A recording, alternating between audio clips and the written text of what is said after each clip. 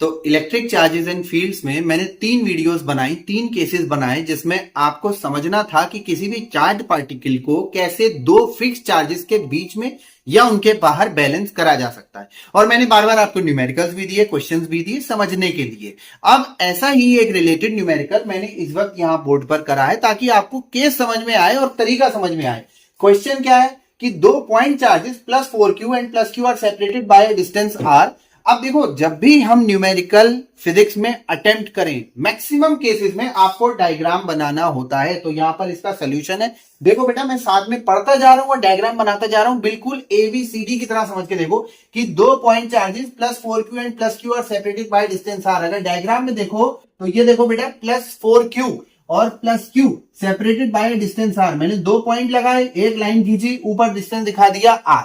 यहां तक करा। फिर आगे पढ़ा, where should a third point charge q, capital Q be place so that the whole system is in equilibrium. कहां पर रखूं थर्ड पॉइंट चार्ज?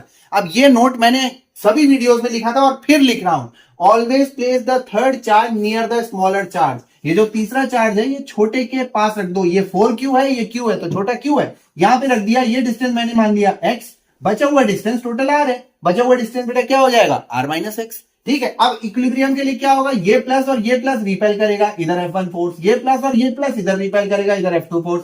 इक्विलिब्रियम के लिए क्या होना चाहिए? F1 is equal to F2। वही इक्वेशन मैंने लिख दिया, F1 is equal to F2, जो पिछली 3-4 वीडियो से समझा रहा हूं। 1/4 pi epsilon naught 4q into q upon r minus, इन दोनों के बीच का force 4q into q upon r minus x का whole square is equal to 1/4 pi epsilon naught q into q upon x का स्क्वायर।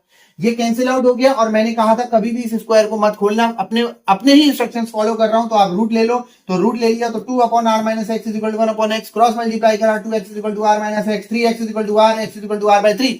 लेकिन अभी भी ऑप्शन नहीं पकड़ा, x is equal to r by 3। r by 3 कहां से?